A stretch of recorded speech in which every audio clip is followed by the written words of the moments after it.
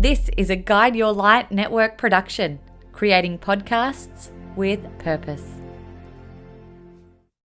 Hello, beautiful. This is the Awakening to More podcast, and I am Alicia Jumay Temmerman.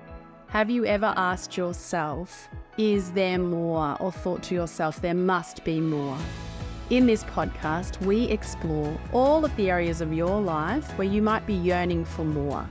More meaning, more connection, more time, more growth and abundance, but also more patience, calm, peace, acceptance, and of course, fun. From spiritual awakenings and journeys, relationships, business, parenting, and all of the things.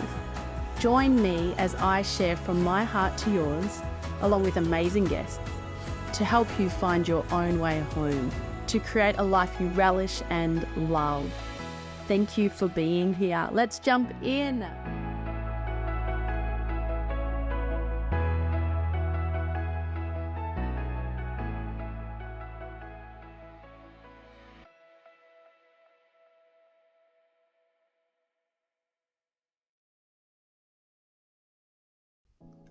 I am very honoured, very excited to introduce my next guest to you. Carmel Bell has an absolutely remarkable story that will astound you and will definitely get you really thinking about what exists beyond this world, if that's something that you haven't delved into too much. I want to share with you a little bit personally about how Carmel and I have connected with each other before I tell you all of the amazing things that she does. So back in around March 2021, a bit earlier than that, I was really looking to connect with some other people who, like me, had a spirit team who they were talking with, they were connected to, they had these friends that didn't have physical bodies. It can be a little bit of a lonely journey when other people don't really necessarily get that or understand that world. And I kind of put a little message out in my mind, looking for someone who was further along the path than me. And I then got a message into my Facebook from Carmel Bell, and it said, "I'm surprised we haven't come across each other before." And we started communicating and connecting and chatting, and at one point I said, "How is it that you found me?"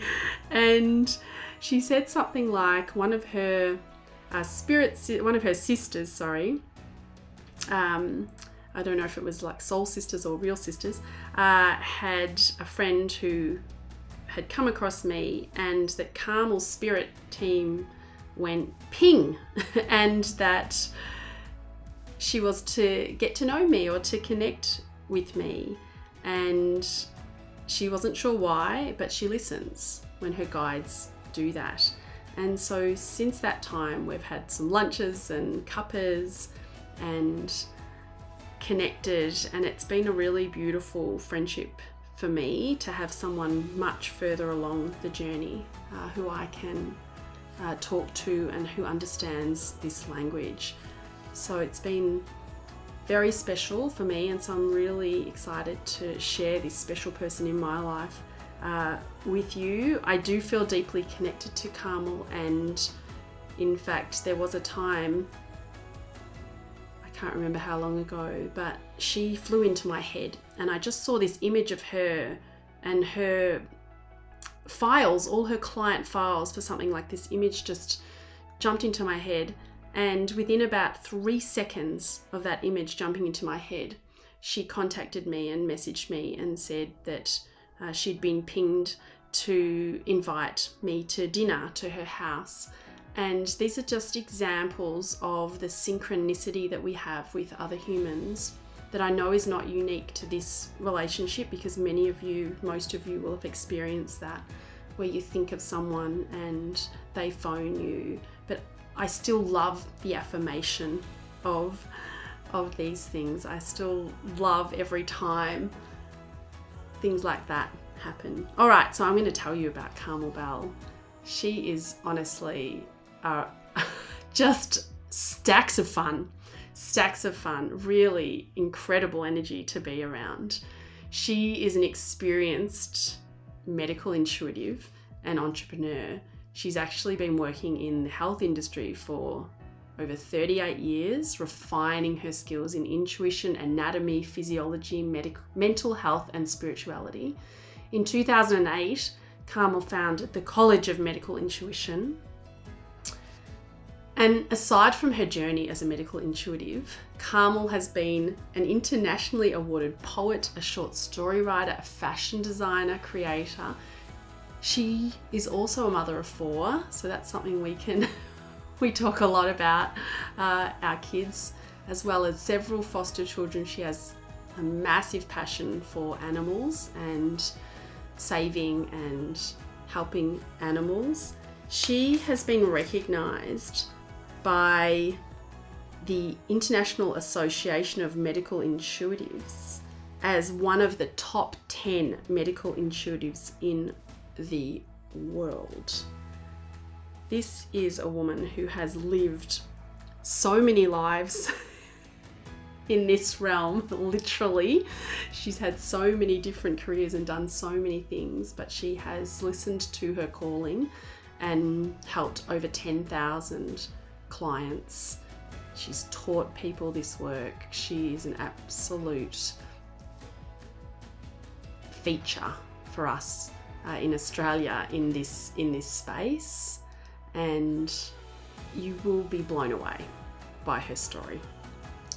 The skeptics out there, there's a piece of this that you will hear that even the most skeptical people will get you really thinking.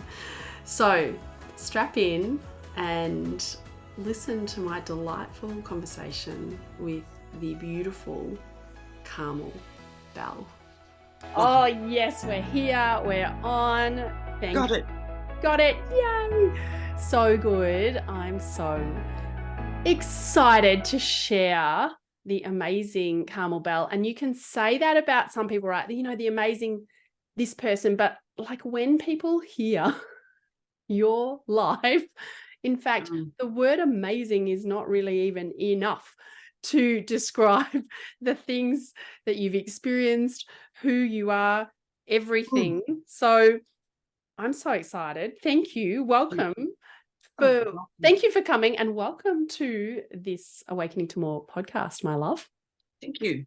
I'm so honoured to have been invited.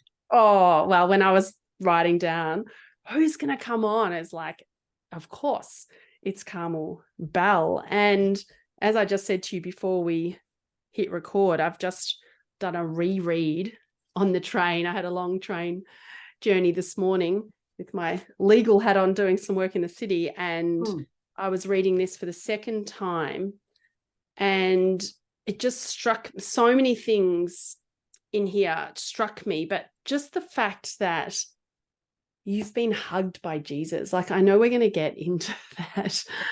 And I know many of us have when we return home, but for you to have it happened and experienced with the awareness of Carmel Bell, have that experience and then come back and to have had conversation directly with Metatron, Jesus, like it's, come on, like it's cool. It's pretty cool. Yeah. So Carmel, I want to start with your bit of history, because many people will know you, but many people won't.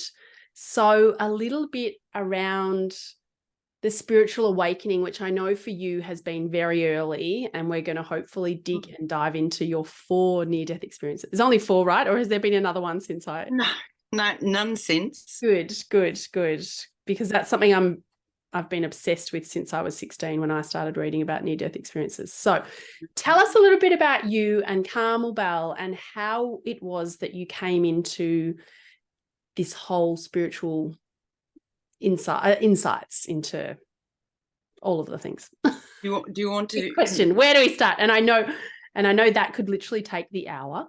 So No, I We're will gonna- encapsulate it. And it actually starts with me being born into the genetic family that I'm in. My family, genetic family, is a very renowned and famous family for its connection to Jesus.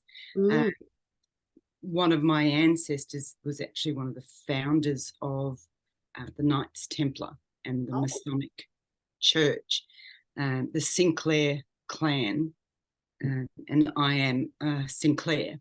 You know, my mother is Jean Sinclair, and of course she married my father, Mark Stokes, and my father and mother are third cousins, which they found out after they were married. So he's also a Sinclair. What we call him. So you've got like the double whammy of the bloodline. Yeah, the double Sinclair clan. whammy. Yeah, they have a great grandmother in common, so they're third cousins. But they didn't know that when they actually married. And I remember before I was born being asked if I would be born. So I said, yes, I'm happy to do that, thinking like, why am I being asked kind of thing. And I have memories very clear memories from around 6 weeks to 2 months of age. I can remember my life. Wow. And, you know, that was confirmed by my parents, because I would say, I remember when I was this, you know, like I remember this and traveling in this and seeing mum in this dress and so forth. Mum would say, yes, that's when we did the trip. And I was, you know, you were 2 months of age. And so I travelled along my life from a very early age, but I was a caregiver from a very early age. Like my older brother and sister, I'm the third child, were both heavily into the autism spectrum, as I am as well. I'm an Asperger with oppositional defiance disorder. Which means you don't tell me no. Let's not mess with Carmel. Yeah. Well, I'm a lot more peaceful than I was as a young person. You know, I'm prepared to accept no occasionally. And anyway, so they were sort of incredibly intelligent, but very backward. So my job was to look after them. And in a traditional British family, which I was, you had the heirs and the spares, and I was the first of the spares. Right. So, you know, I mean, literally. Like as in a spare, like we've had you, so we've got a spare just in case. Yes. Just in case something happens to one of these two, you are the spare. Right. You know, it's very interesting. Like even mum expected to be having a boy, you know, boy, girl, boy, and she was determined or absolutely convinced it was a boy. I was a boy. And then when I was born a girl, she was pretty shocked. Right. So they named me after one of their very close friends, Carmel Coughlin, actually, who had died in a car accident, actually on her way with her husband, Kevin, to visit my parents. A couple of months before Carmel had died, Kevin had survived. So when I was born, shockingly, a girl, instead of Nicholas, I was named Carmel. So I became known as Dead Carmel. Wow. Well, and didn't you ring that true? I know. 4 times over. So even, you know, from a very young age, Mark and Margaret would say, oh, this is Dead Carmel. Oh, my gosh. And Kevin, if he rang up or visited our family, he would say, oh, yes, you're named after my dead wife, Carmel.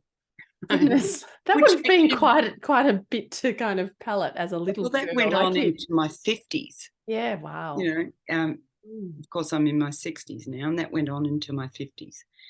And anyway, crazy random happenstance with all this background, my godfather was a man called Jerry Warming, and he actually started my career, I guess, or gave me certainty in my career.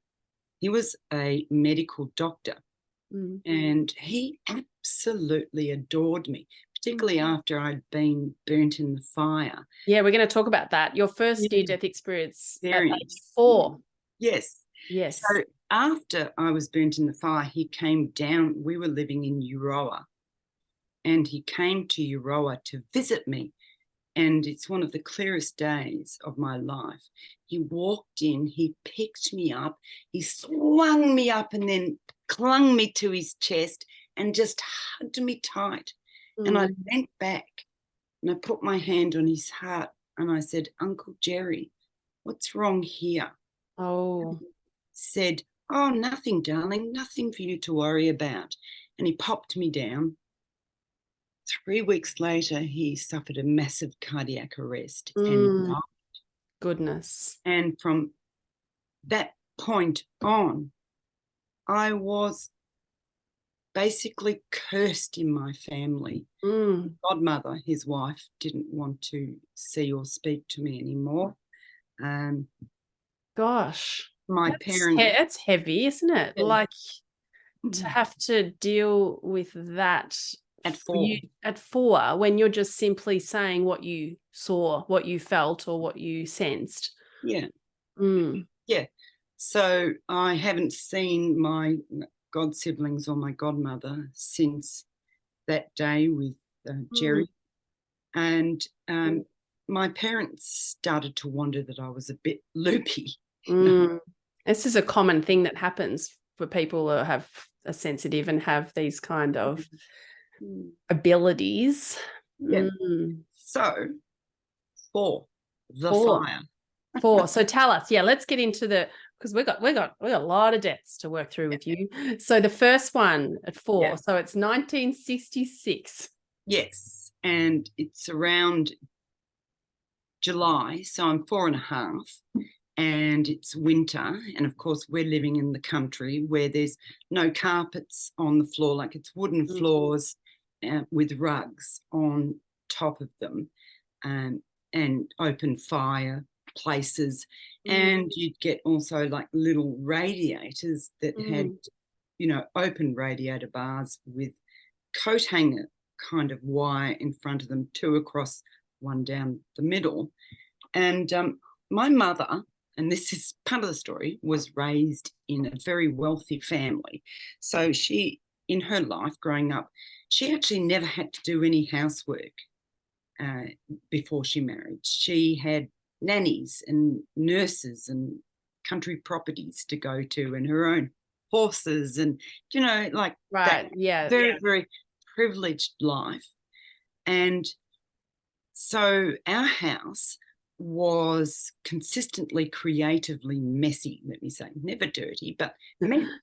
And my father was raised by an aristocratic but very poor family. So he knew how to cook and clean and all that kind of stuff, but it was a woman's job. So there was like a fairly constant state of bickering between the two of them. So I used to do what I could to help Mum clean. And I had actually just had a hernia operation. So instead of pajamas, I was wearing a nightgown because you weren't allowed to wear pajamas with a hernia operation. Is that an umbilical hernia? No, I had a inguinal hernia. So actually something that usually only males get. Right, yeah. And, like I think Mum's longing for a boy play date. And anyway, I woke up and I was cold and I was bored, and it was probably about 5:30 in the morning. So Mum and Dad were asleep. It was a Saturday. So I got up out of bed, thought, what can I do? And I thought, I know, I'll surprise Mum and clean her sewing room. So I walked down, like out of my room, through another room where one of my siblings was sleeping, and down this hallway. And so long hallway, Mum and Dad's room was sort of like off to the side down another hallway and into the sunroom. So I turned right into the sunroom. And because it was so cold in there, I plugged in the heater and turned it on. And then I started cleaning her sewing desk, like piling things neatly and dusting it and all that sort of stuff. Dream child. I know. All of mine have not taken up with me. And my nightgown swung into the radiator, but I didn't notice. I was really engrossed. And then I noticed that I started to get hot, and it was very hot around my neck. And I looked down, and my legs were on fire, and flames, Oh my goodness, like, were totally engrossed. So I, remember this is 1966. So there was no stop, drop, roll. There was just scream and run. And that's exactly what I did.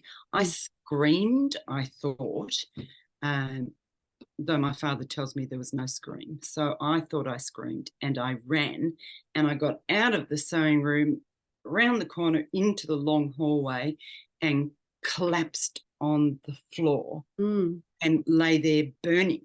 My father woke up, and he thought, there's something wrong. This is what he told me. And he thought, oh, no, don't be silly. And then he realised that he could see a light.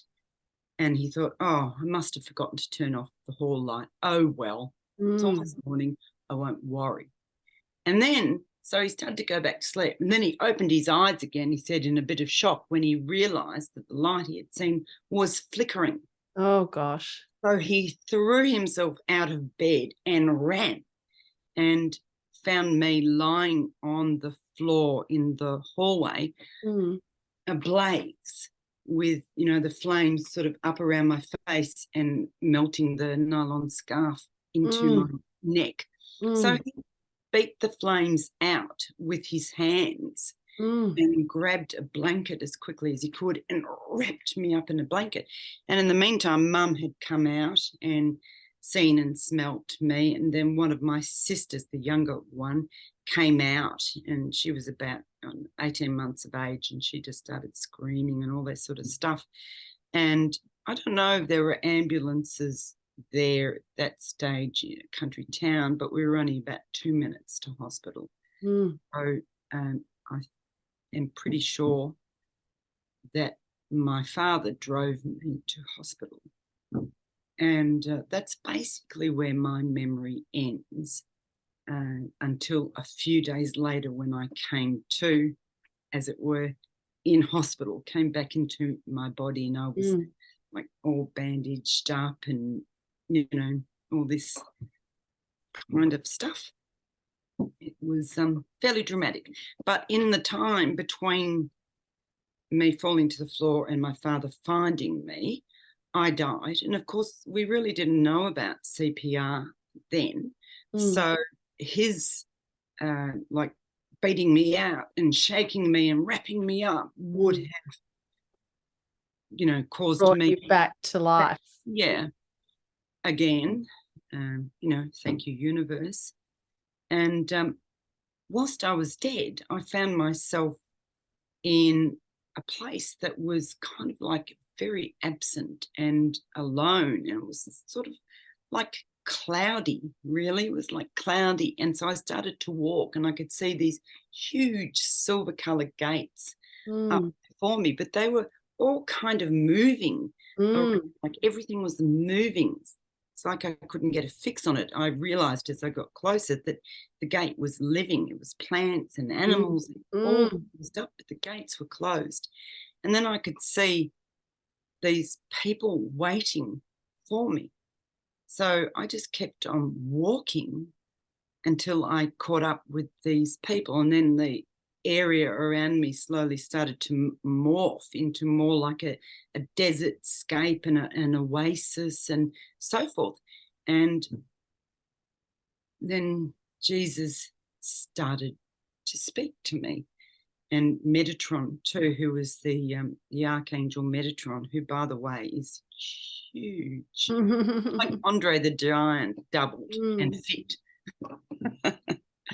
I wonder about Metatron, because I will explain to everyone, and they will already have heard it, about how we connected. But I'm wondering if Metatron had something to do with that, because one of my healing guides, Amaya, when she does the healing work through me, she calls upon Metatron.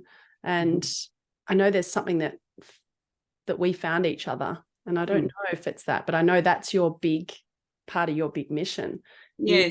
Sharing Metatron's energy. Yeah. So you then, did you know it was Jesus? No, I didn't. I was completely in the dark, and I, asked him, "Who are you?" And his precise words to me at that time was, it basically said, "Hello, Carmel.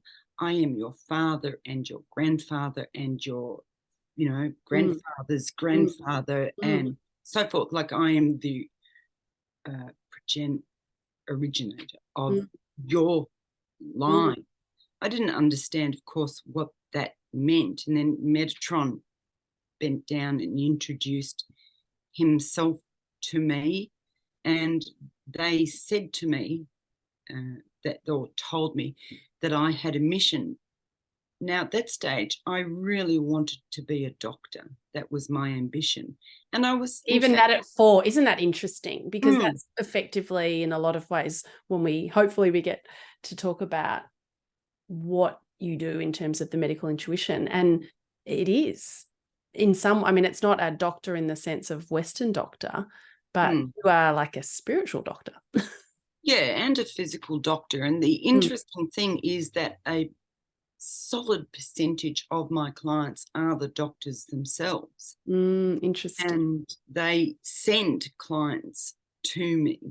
That they couldn't, there was nothing, I think the title of your book, right? When all else fails. That's like right. They've looked into everything and there's not an explanation that they can identify. And so that's when it's like, okay, we'll send you to Carmel. They send these people to me. And interestingly, the University of Adelaide in South Australia have done quite extensive testing on me and have proven that I am genuinely clairvoyant and that my medical diagnoses are accurate. And, have asked if I would consider sometime down the line actually teaching a course with their medical degree in intuition. Wow. Which, to be honest, I don't know if I have the energy to do. I'm tired. I will admit. After working with over 10,000 clients and doing the work that you've done, it's a lot. It's a significant contribution that you've made. And then to still sort of, I don't know, like to still find myself largely ignored. In what way? Well, there's so many people aren't open to this, don't accept that it's real. I know. Yeah. And I find that interesting because I don't push myself forward and say, you have to believe. I only see people who come to see me. Or probably many people, I imagine, get told that they have to come. There'll be people booking them in, right? But I still, I'm savvy enough to know that I still can feel very ignored. Like if I were, say, I don't know, a top-notch Reiki master, I'd probably have way more press. Right, because you feel like that's a little bit more mainstream, a bit more palatable. People can understand that or accept that more than what you do. Yeah. It's phenomenal. That's why. Like, it is really phenomenal. And so many of the stories in your book, it's undeniable. Like, how could you possibly know those things? And then it's verified through physical tests. Yes, but it is very challenging. And the thing is that when you work in medicine or you work in alternative therapies, there's already like this whole group that accepts what you do and look for it, right? Whereas I'm like a bridge. I work in there and I work there, and medical doctors find that challenging, like your average run-of-the-mill. Yeah. And intuitive professionals often find it challenging as well, because they think that as an alternative therapist, that I should not be using Western medicine. Right. See, Well, it's good that you've just continued to do what you do. You've pulled from the various things, but really largely you're just doing Carmel Bell's medical intuition.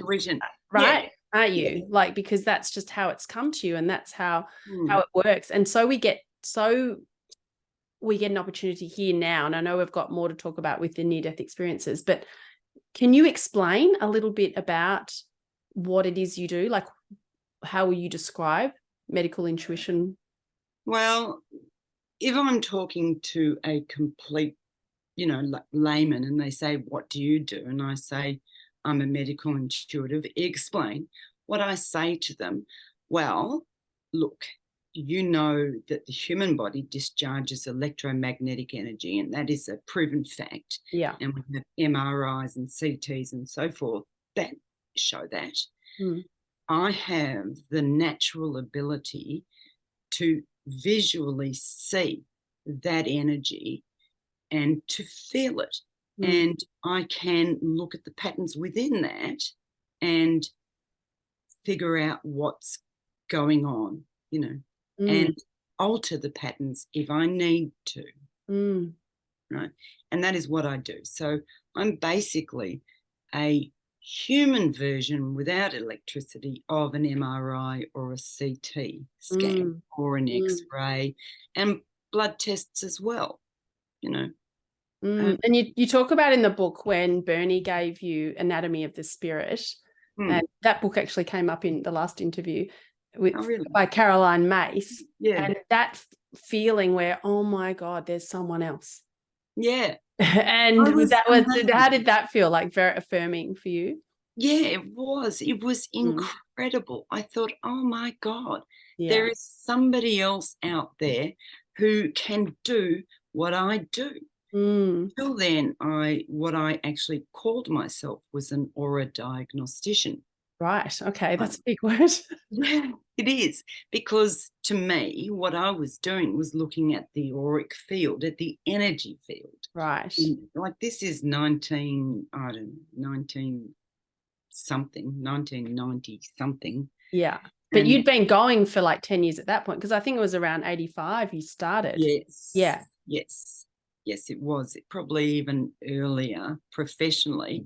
And that was kind of accidental too. No, it would have been around 1985 that I had my first accidental full-on medical intuitive client without actually, meaning to have them. Is that Patsy? Have I got this? Yeah. Tell if you are you happy just to tell? There's so much. I mean, we could talk for 20 hours, and I know you and I have had lots of lunches and things. There's so much. I mean, we haven't even got to the fact of all the other things you've done, pilot and dressmaking, and there's so much. But tell us maybe about Patsy, because there might be people listening to this that when you actually hear it in a real version of something, okay, now I get it. Yeah. Well, Patsy was a dressmaking client who came to me because back there in the mid 80s, I was a fashion designer. You should see some of the pictures of clothes that I've made. The ball gown. Actually, I thought they were supposed to be down your hallway, I think. And then when I came to your house for dinner that night, I didn't see any ball gowns. Oh no!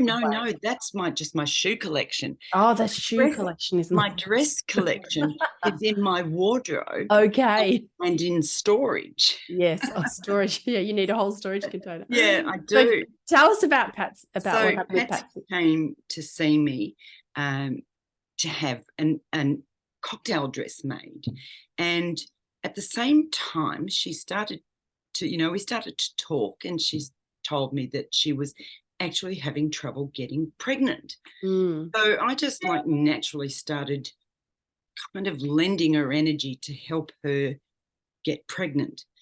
Long story short, she managed to get pregnant, and I'm midway through this beautiful grey pure silk cocktail dress that I designed and had overlapping petal-shaped sleeves and all this sort of stuff, and fitted under the bust and figure hugging, and I'm thinking, oh bugger. And you've No, gone no. and got it. You've gone and assisted to get her pregnant.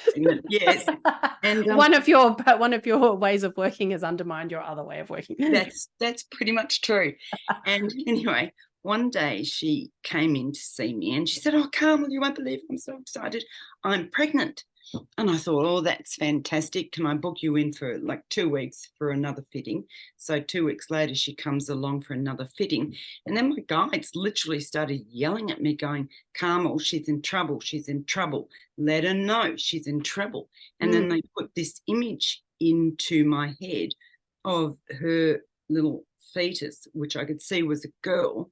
And there's this other thing growing in her uterus. And they were showing me the progression and this thing, because I really had no medical knowledge. Yeah. This thing, they showed me the progress, would start to overtake the baby and then basically consume it, which is a rare form of tumour. It's a benign tumour.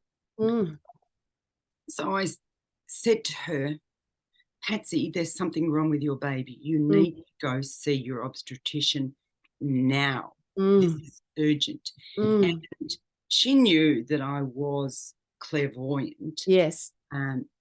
We talked about that. So she kind of trusted me and it really shocked her. So she basically said, "Look, I've got to go," and rushed out the door, leaving her dress behind, not paying me. Patsy, if you're listening. Rushed out the door, went straight to her obstetrician, and they did an ultrasound to put her mind at rest, and they found this tumour. Wow. The upshot is they actually bunged her in hospital, did a cesarean, partial cesarean really, removed the tumour, stitched her up, and kept her in hospital until the baby was old enough to be born. So her child was saved. It was a girl. Wow. But after that, Patsy was too afraid to come back and see me, actually. Yeah, it's pretty confronting, but so massive. Like you saved not only the baby's life, but potentially Patsy's. Yeah. Right? Something like that. It's phenomenal. I guess it requires such an amount of kind of thick skin, doesn't it, for you to do the work that you do, which is kind of an oxymoron given that actually you've got very sensitive energy, so thick skin. But yeah, it's really, I imagine, could be very challenging at times just because it's so different and out there, which is part of the reason I assume that you were in the spiritual closet for a long time. And I know I was in the closet for 6 years with my channeling, and I read in your book that you were operating a little bit in the closet until a time. Do you remember what kind of pushed you out where you went, "All right, I'm just going to be more open with what I'm doing"? Or not until after my last near-death experience. Yeah, right. I was very hamstrung in that not only is my family religious background Catholicism, and my mother actually organised for a priest to come to our house to exorcise. Yes, you've told me this. How phenomenal! And that was when you were at what age? 14. 14. Yeah. 14. And at 15, there'd be plenty of parents who think that their 14-year-old daughter requires that, given the hormones and all the things, but to actually, definitely. And do it. At 15, they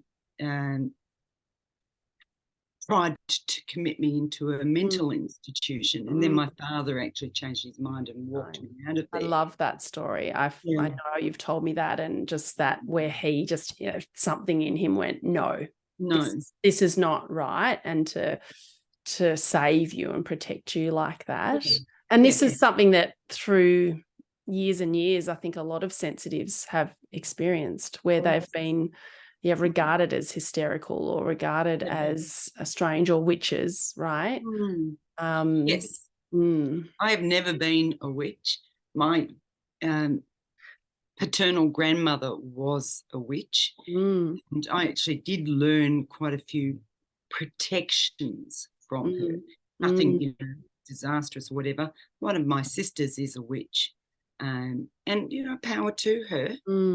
to her. Remember But when I first met you? Do you remember when I first met you? I sat down and I said, I just looked at you and I said, you don't look human. That was like the first thing I said to you, but I wasn't saying it in a bad way, but it was like, there's something ephemeral. Like, is that a word? There's something like non-aging about you. Like there is something different about you. There really is, and if people knew your actual physical age, like you just don't seem to age. No, I don't age very much at all. Yeah, apart from my hair, which, every time I dye has gone more and more silver. Yeah, oh my God, that's amazing. There's so much that we're going to talk about. So we had, and if we can get back to the second and the third NDEs, we will, but I want you to talk about the fourth. So at 17, you've had another one where cardiac arrest. Yeah, cardiac arrest in 79, I think it was 79. And then in 1991, after the birth of James, your second, you had another one. So I've got you at 29 there, but my maths might be wrong. No, that's right. 29, massive hemorrhage. Massive hemorrhage. Liters of blood. How many? 6. Oh, my Lord. 6 were put back into me. 6. My gosh. And then there were issues with James's health, which then you've done amazing things to work your magic to. He was born dead. Yeah. And when they revived him, they said that he had cerebral palsy. Yeah. He does not have now, by the way. And then he was diagnosed with idiopathic thrombocytopenia purpura, cured him of that.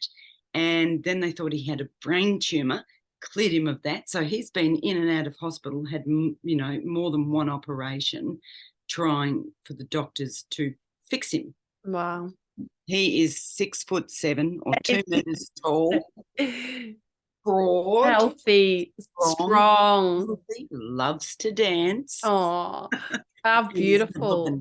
Yeah. Well, he chose the right mum. And then at 47, you're 47, 2009, that's when we have like this extraordinary near-death experience. Can you take us through?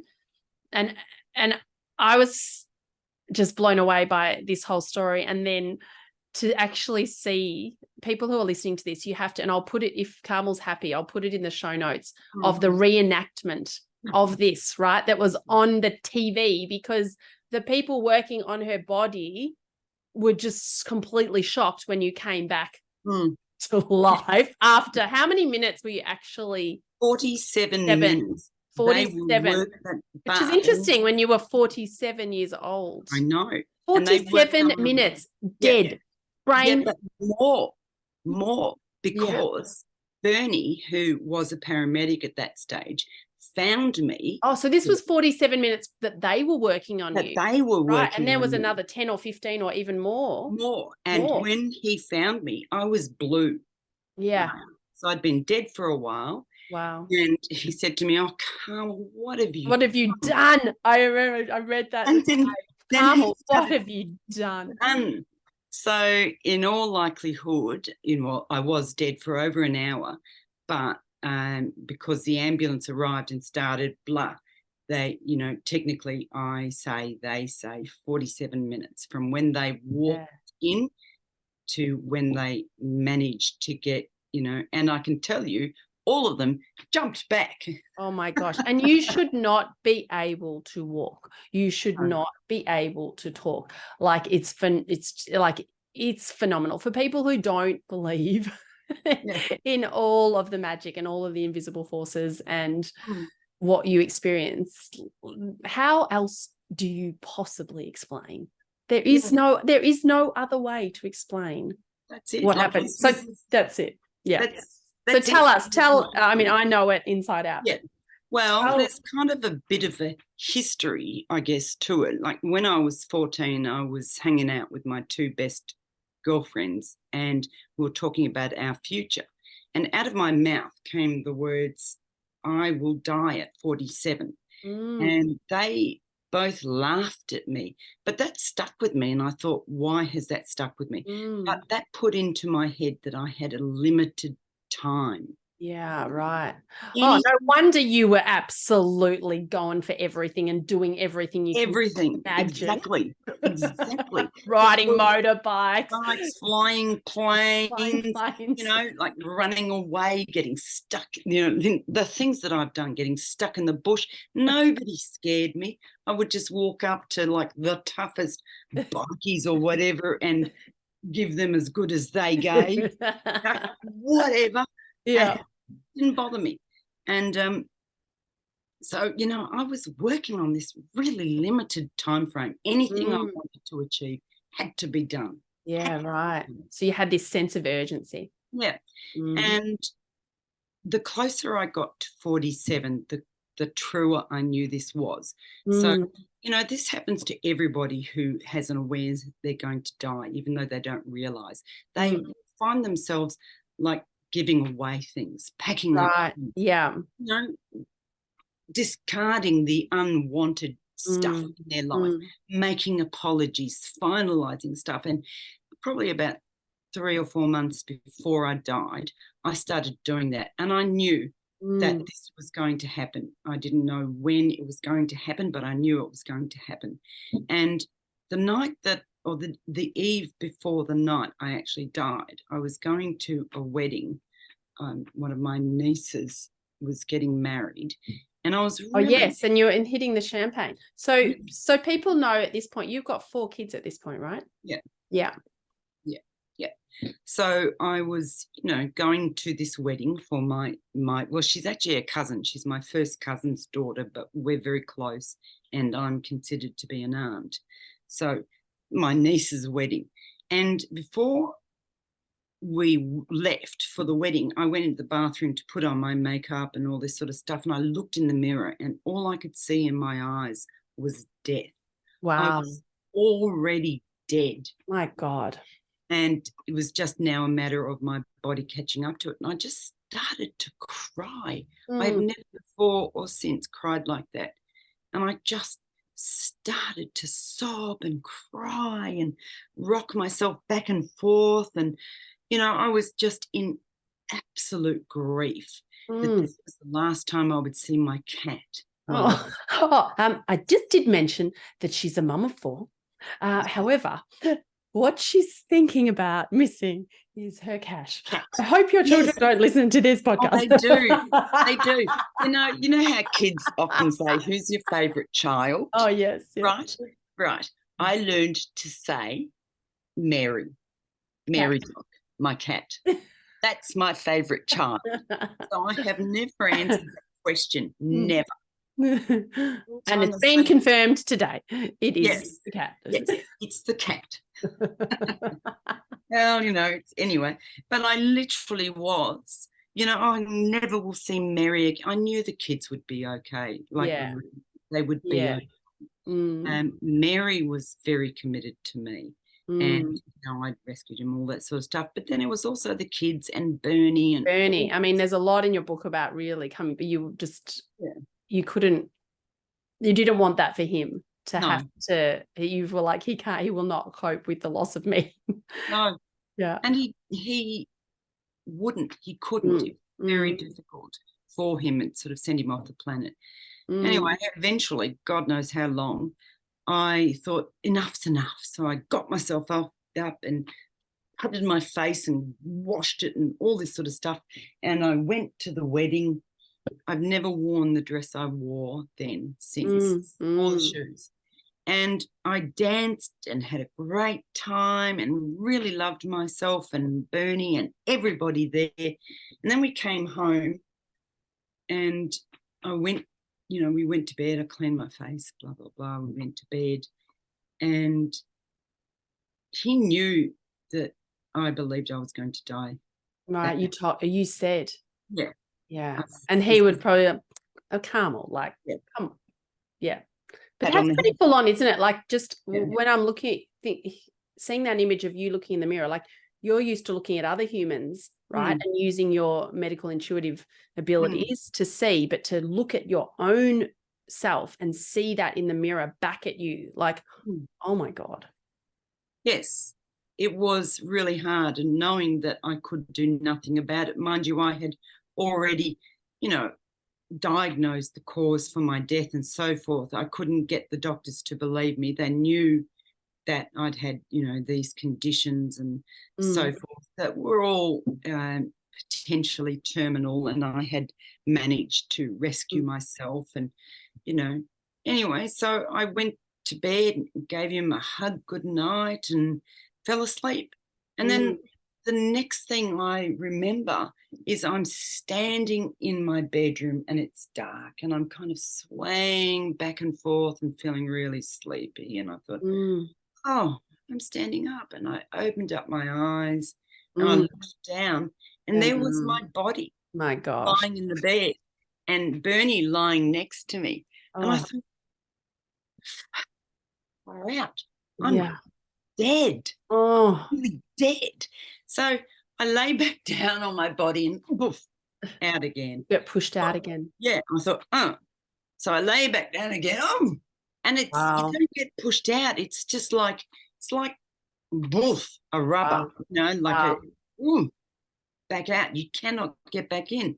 And then I think, where's the light? There's no light. Oh my God, maybe I'm going to be a ghost. Hang on, I don't want the light. I don't want the light. Yeah, because in the previous ones you have had that. I went straight there, and this time I'm in the room. Yes. So then I started calling to Bernie, wake up, I'm dead. I went around to his side of the bed and tried to shake him. That didn't work and all this sort of stuff. Said, wake up, Bernie, I'm dead. And because everyone, he is a paramedic, by the way. Yeah. Like it's the most perfect husband to have in this situation. If he wakes up. Yeah, if he wakes up. And anyway, then he did wake up. And, I'd already looked at the time and gone, oh my God, I'm so dead. My brain is just going to be stuffed. But it doesn't matter. I'm coming back. And then he woke up and I thought, oh, thank you. God. Thank you. And then he got up and he left the room to go to the toilet. Oh my goodness, I can't even imagine this. You're like, oh yes, it's like I'm saved. It's like the boat's coming and they don't see you. Balloon just popped, and I went, ugh. Sat down on the bed. You're still got this awareness of Carmel, right? Yeah. So it's like you feel kind of like you would feel if you're in human form. You think you're standing, right? You think you're moving. Like you're in the room in a same sense of awareness as being in the human body. Exactly. Yeah. Exactly. I didn't go into a pearlescent dot. I didn't become a crystal skull. I didn't become simply whatever star beams or didn't grow wings. I was exactly the same as me. Yeah. Anyway, then he came back into the room and I'm just kind of like sitting there feeling pretty down and I waiting for the light to appear and I could see a shimmer, so I knew it was coming. He lay down and then he rolled over onto his side to kiss me. And he went, oh my God, Carmel, what have you done? Because you're cold, right? Yeah. I was cold. He turned on the light and I'm blue and my eyes. God. Oh my gosh. And I'm just sort of lying there blue and my eyes a little bit open. And wow. He started CPR, which I will say wasn't very effective because I was on a mattress. Soft bed. I know, like Bernie, get her on the ground. The bed was like we were a high bed. So it's not like he could shove me onto the ground and get a brain injury. Okay. Yeah, true. I mean, clearly I've got my good paramedic skills not. Yeah. So once I knew that was done, I stepped willingly into the light and found myself in heaven. But I also maintained an awareness. Yeah. Because you kind of keep flipping back. Yeah. It's like you're switching the channels. Yeah. You're like, I'll just check out how they're going with me. Are they bringing me back to life? And yeah. So, he woke up one of our sons. The son called the paramedics. It was actually firemen who responded. They took however long and then they rushed. I've got a really long and narrow hallway and they rushed the crash cart and everything down to the room, got me onto the floor, started CPR. In the meantime, I'm in heaven chatting and actually being, very raw with Jesus and Yeah, with him reading in it, my just all arms. the sobbing and yeah. I was so well, How did that feel? You talk about in your book where Jesus says, "Welcome home," and just has his arms out to you. I cannot even imagine. I mean, I feel such a connection to Jesus, but to have that experience, it was phenomenal. amazing. It was amazing to be held there. I think that is something that every person who dies goes through, because we bottle up so many hopes and dreams and disappointments and all sorts of different things. Even if we have the most superb life, there are still things that we've had to relinquish. Yeah. Or, for we women, children that we've had to willingly let go of, for instance. That's sadly a reality in our world. Or attacks on our person, or people that we've loved deeply and have died or left us. And, so when you get to heaven, what you have is these beings who have nothing but love, beyond compassion and love for you. And they enable you to grieve. And I don't think it's like the ultimate in therapy. You can't move forward without letting go of that grief that keeps tied back. Even if it's grief at the great things. I mean, I know there's been periods of my life that were so amazing that I would have cut off my arm to go back to it. Well, in some ways you got to, right? Because I'm very fascinated from my research of NDEs about the life review, and your explanation of it is very consistent with what I've read of other people, where you have this opportunity to kind of relive things, see things again, experiences, beautiful, amazing ones, but also maybe opportunities where you maybe could have done things different and all of those things. So was that, how were you seeing those images? Was it like these big kind of screens in your mind, or how you're right there experiencing them again, or how? When you watch, say, Star Trek, and they have... I know you did ask Jesus about Star Trek. All the Trekkies listening to this, you'll be very glad to know it's real. It's actually based on reality. Yeah. And you have the holodeck, right? Oh, you can walk into the holodeck, and there are... this is the main thing where they all are, right? Yeah. Or no, the holodeck where they go to play games or scenes or whatever. And they can walk through this holodeck with characters who are playing things, and they can walk through them because they're not actually there. But if they choose, they can stop and interact. Well, that would be the closest to what it was. It's a very immersive thing. It's not a screen that you're watching. Yeah. It's an immersive show that you're in. Yeah, right. I see. So you can see every angle. Yeah. So if you're in a situation where you kind of got it wrong because you could see this person or that person, but you couldn't see beside them or behind them or behind you, you have that opportunity to do so. Amazing. Yeah. My guides have spoken about that. They say, the technology you have here in this round, like if you had any you would not believe, like the technology that we can access and how we use things, it just would blow your mind. Yes. Yeah. Yes. It would. Yeah. It would absolutely blow your mind. Yeah. And it really, to heal from this last near-death experience, I'm still healing. Oh my goodness, because you're then dead for that amount of time, potentially more than an hour, definitely more than an hour. And so then you have the experience with Metatron and Jesus and everyone.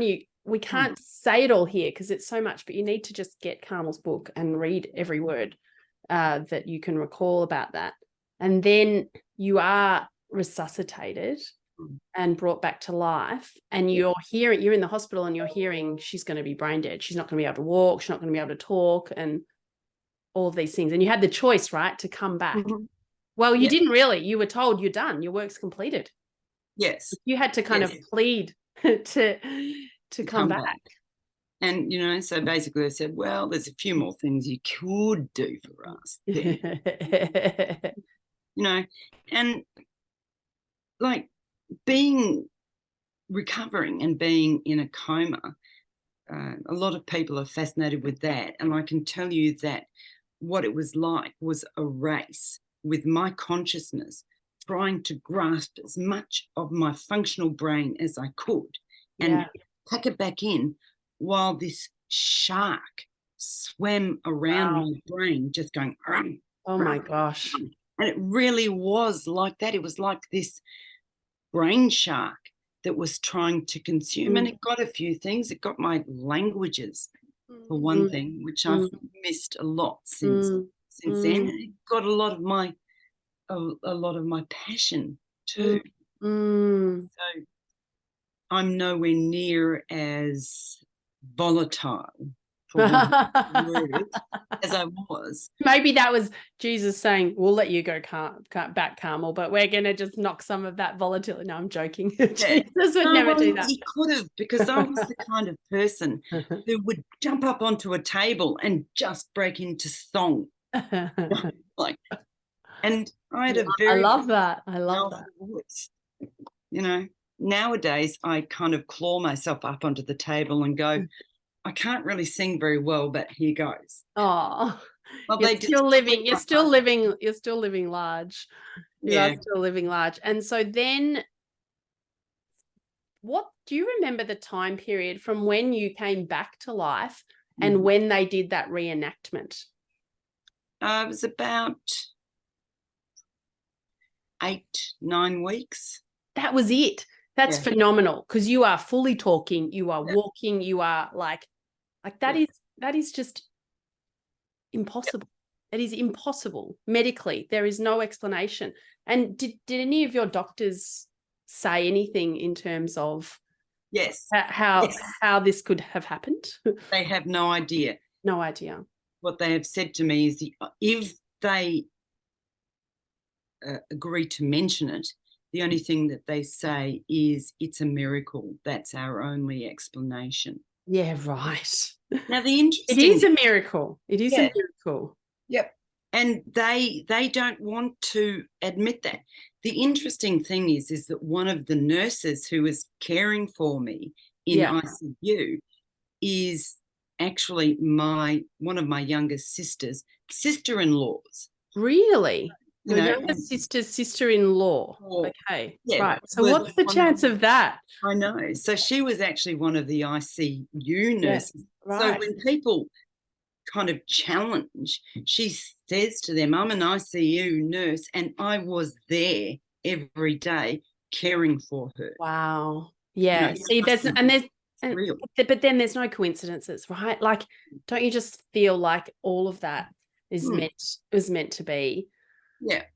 Okay, that's phenomenal. People have to watch. I've got to put the link in where they see you, and I remember the interviewer or whatever, he asked the fireman, like, did you expect her to come back to life or something like that? And he's like, no, like,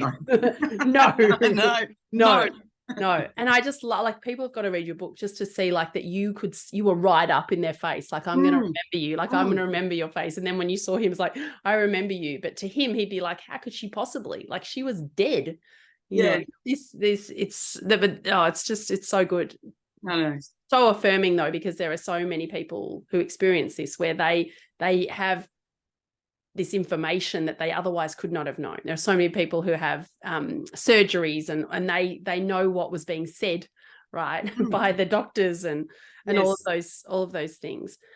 We could talk forever, and I know you and I have had some awesome conversations. But we're kind of getting close now to our little period of time with you. So what else in our last kind of 5 minutes together do you want to share? Like, there's so much. I don't know if there's a message, like, of everything you've been through. You've died 4 times. You've spoken to Metatron. You've spoken to Jesus. You've got your own guides. I mean, the thing that really I loved about connecting with you is I don't know many people who also have a spirit team who are our friends and we communicate with. And so for me, in the way, you know, that you found Caroline Mace, it was like for me to find you was, oh, okay, there's someone, you know, there's someone else who also talks to energies who are not connections, who are not in physical form. But yeah, is there anything that you would love to share with the people listening as just a little, I don't know, kind of, Well, you know, anything? well, I'll tell you the greatest thing that I have learned through all of my travails is that we express it, kindness, gentleness. Like, for instance, I'm vegan, right? And I'm not vegan because I don't find meat delicious. I'm vegan because I have looked into the eyes of animals and seen their souls. And I have looked into the eyes of people who have been the cruelest to me in this world, and I have seen their souls. And that if you can achieve nothing else in your life that is worthwhile, be kind, be gentle, be compassionate. And is that not Jesus? Like, that's Jesus. That's, to me, that is, they are the teachings of Jesus. Kind, compassion, love, unconditional love, no judgment, caring for all of the people, those that were outcast, those that were, you know, regarded by society as not important. Particularly those who have been outcast, and particularly those people that have been wiped off as unsuitable to live in our society. For heaven's sake, look them in the eye and see that this is a human too. As indeed are all these animals that people say. All more than the human, right? They're the soul, they're this living being beyond this human suit that we have. And I mean, you're more probably able to do that because that's also something that is common for people who've had near-death experiences, because you felt the interconnectedness of everything, right? And so then you come back here. And was it hard to integrate back and to see this as real when you knew, what you'd seen, what you'd experienced? No, ironically or oddly, it wasn't hard. The thing that was actually hard was getting my human physically, was getting my human brain to catch up with the spiritual brain. I found out, you know, because the brain damage I had was very real. It would have to be. How can you be dead for over an hour and for it to have no damage? But it hurt the animal brain. This body is an animal, right? And the thing that drives this body and the conscience is a spirit, right? And we interweave very beautifully. But my spirit and my body had trouble. I was out of my body. I had to keep bringing myself back in. And I found the hardest thing I found was allowing my animal body to be free to express itself and then be able to soothe it with the spirit.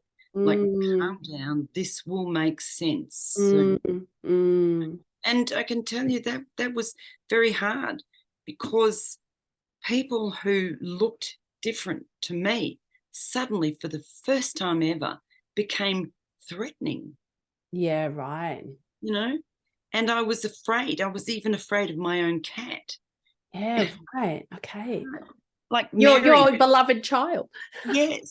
And it was like, oh, he wants to sit on me. Oh, he might hurt me. He might hurt me. And it was the weirdest thing, because there's this spirit in me sitting out there trying to get back in, going, calm down, calm down. And my body was reacting in this very juvenile, primitive way.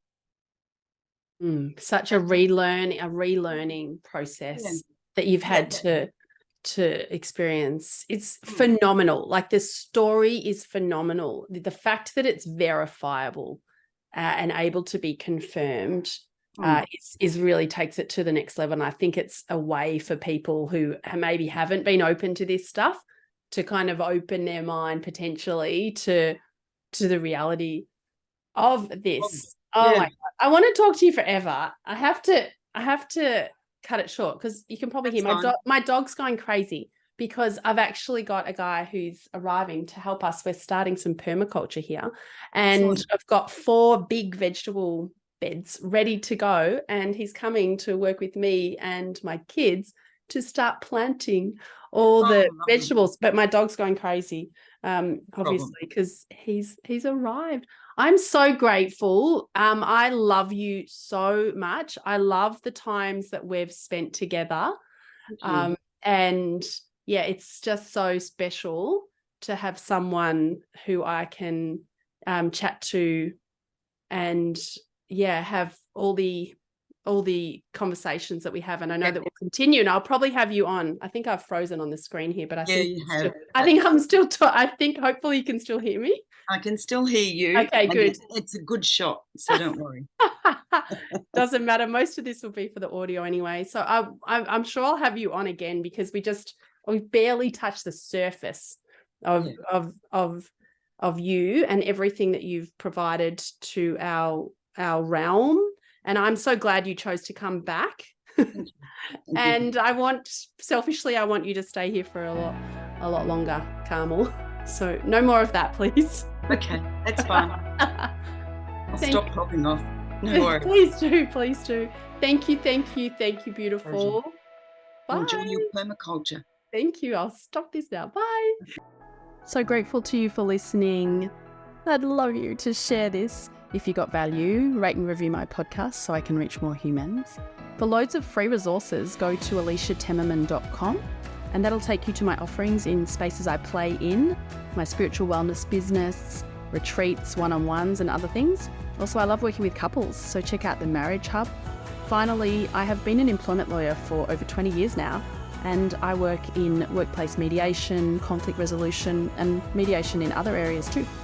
Dumais, DUMAIS, Workplace Services is where you'll find all that info. I love you. Take good care of you.